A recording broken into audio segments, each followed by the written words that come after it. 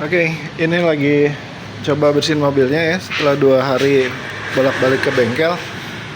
Emang dekil banget dan banyak sisa-sisa oli yang nempel nih, karena salah satu kelemahan dari bengkel langgananku tuh memang dia kalau habis servis di sana selalu saja bodi mobil, dan kadang-kadang kalau ada bagian interior yang diperbaiki akhirnya jadi dekil gitu. Dekilnya tuh sisa-sisa minyak, sisa-sisa oli, dia emang nggak pernah bersihkan gitu ya.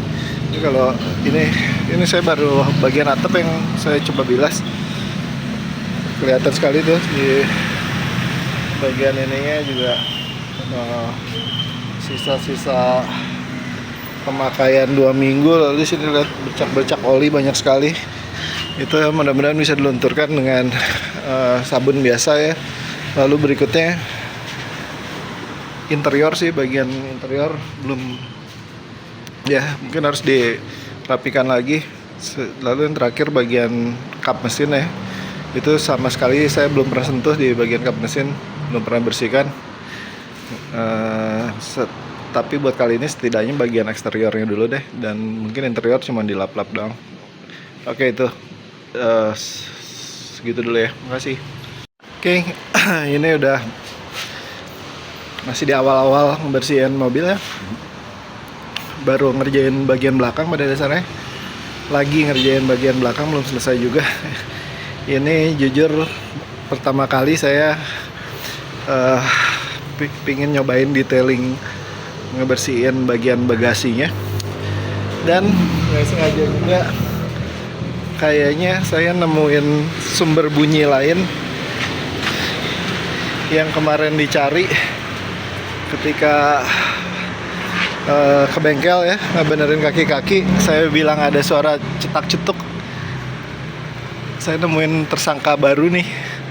Saya kira mungkin ini salah satu yang membuat bunyi yang saya nggak kenali. Ternyata dia kalau goyang gini ya, bunyinya cetak-cetuk.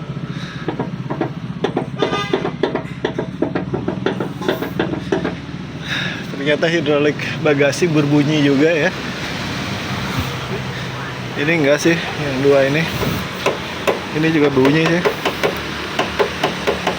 Kalau misalkan diputar kiri kanan menjadi sumber bunyi juga.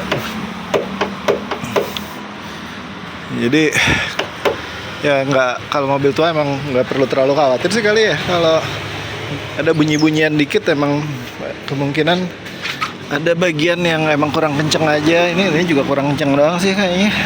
Tapi saya nggak tahu, ini bukan di baut, kayaknya di klip gitu ketika bersihkan. Dan ini emang dekil, banyak oli sekali. Belum pernah, semenjak beli belum pernah dibersihkan.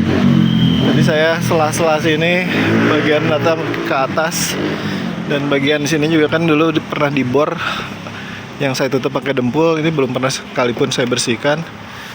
Ini akhirnya pertama kali detailing ya.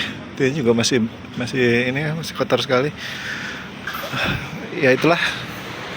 Saya lanjut dulu ya. Bye bye. Oke, ini bagian luar udah hampir beres. Lama banget ngerjainnya. Karena kita habis pakai perjalanan jauh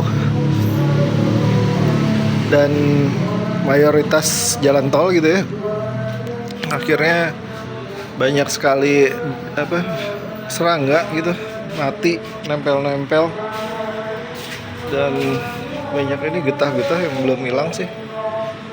Udah berapa kali bilas tapi masih ada aja beberapa. Ya mungkin serangga mati sih yang nempel. Ini juga masih kotor nih sebenarnya.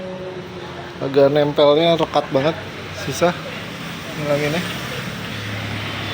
Tapi senang banget akhirnya ini bagian belakang tuh sudah lama pingin dikerjakan gitu ya, dibersihin. Ini baru pertama kali saya bersihin semenjak dapat mobilnya ini, walaupun belum bersih-bersih banget. Ini bagian ujungnya susah dapetnya, belum dikerjain. tapi seenggaknya bagian sudut-sudut dekat-dekat karet kaca, karet jendela itu udah dilapin. Ini juga panel sisi-sisi pintu yang kanan udah kerjain, yang kiri belum, masih ada PR. Dan berikutnya ban ya, ban peleknya juga itu belum dibersihin, termasuk dalamnya. Di per bagian dalam tuh itu susah banget kayaknya bersihinnya. Dan tapi saya lihat kemarin dibongkar emang kotor banget sih. Udah hitam, bener-bener hitam dalamnya, udah beda warna gara-gara dari pemilik sebelumnya nggak pernah bersihin. Oke, itu dulu deh ya. Oke, nyucinya udah hampir selesai ya, tapi yang belum tinggal bagian dalam tuh tinggal di vakum ya. Jadi interior hanya baru di lap-lapin doang pakai kain basah, pakai kanebo, pakai deterjen dikit itu ya, bukan deterjen sih, pakai sunlight, pakai sabun cuci piring supaya oli-oli kalau ada bisa bisa hilang gitu. Tapi yang belum vakum sama karpet ya. Saya akan berhenti dulu karena ngerjain interior nggak mungkin malam kayaknya, kelewat gelap. Dan bagian belakang mobil pun kalau mau diteruskan nggak mungkin karena kelewat gelap juga. Jadi kayaknya saya mau berhenti sekarang. Pelek udah dicuci juga. Tinggal kalau mau lanjutin bagian kap ya, itu kalau dibuka mungkin saya bisa lanjutkan karena di bagian depan mobil masih terang, banyak lampu gitu. Mungkin jadi saya akan lanjutkan sedikit saja di bagian kap mesin ya, karena itu juga bagian yang belum pernah saya sentuh sebelumnya buat bersihkan. Oke. Oh iya, lupa satu hal lagi, tadi nemu di belakang yang rattling gitu ya. Ini bagian entah kelihatan atau enggak, tapi pada dasarnya di sini adalah bagian kompartemen buat spare tire ya. Jadi bisa dibuka, tapi ini ternyata bergoyang juga ya. Jadi menghasilkan suara juga kalau misalkan ini kalau dikunci, entah terdengar atau enggak di handphone ini. Kalau jalan nggak rata mungkin ya bunyi juga. Jadi selain tadi nemu kelemahannya di sini, hidrolik ya, yang